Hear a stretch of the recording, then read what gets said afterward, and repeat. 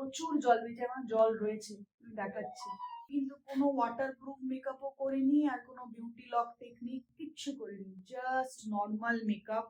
মানছি মেকআপ প্রফেশনের ক্ষেত্রে আপডেট হতে হয়, নতুন নতুন মেকআপ টেকনিক শিখতে হয়, কারণ আমরা ক্লাস করাই।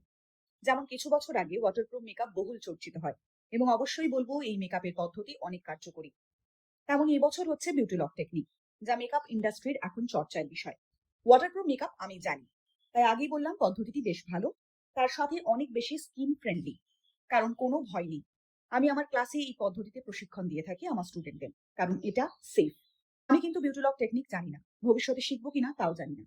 তার কারণ একটাই, আমার একটাই প্রশ্ন, মেকআপটাকে এমন জায়গায় আমরা নিয়ে যাচ্ছি কেন, যাতে গ্লু মানে আঠার মতন এই ধরনের কোনো প্রোডাক্ট ব্যবহার করা হচ্ছে?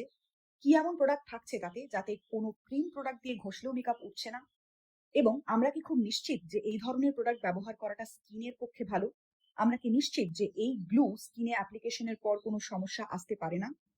আমি এইসব বিষয়ে নিশ্চিত হওয়া না অবধি আমি আমার কোনো স্টুডেন্ট বা আমি আমার কোনো ক্লায়েন্টকে এই ধরনের মেকআপ করার ক্ষেত্রে ইনফ্লুয়েন্স করব না। এত বছরের আপডেটেড মেকআপ টেকনিকে মেকআপ না করার পরও কোনোদিন কোনো আমার ব্রাইডের মেকআপ নষ্ট হওয়ার খবর পাইনি। তাই আমি এখনো নিশ্চিত যে এই গরমে ওয়াটারপ্রুফ মেকআপ কাজে আসবে। আর যারা বিগিনার মেকআপ আর্টিস্ট ভাবছেন এই পদ্ধতিতে মেকআপ না শিখলে বোধহয় আপনি এই বছর কোনো ব্রাইড পাবেন না, তাহলে বলবো আগে আপনার জানা মেকআপ স্কিলগুলিতে হাত সেট করুন, কাজ আপনি নিশ্চয়ই পাবেন। মেকআপটা তালের হাওয়ার সাথে নয়, নিজের হাতের ফিনিশিং এর উপর নির্ভর করে। তাই নিজের এবং নিজের কাজের উপর ভরসা রাখুন। ধন্যবাদ।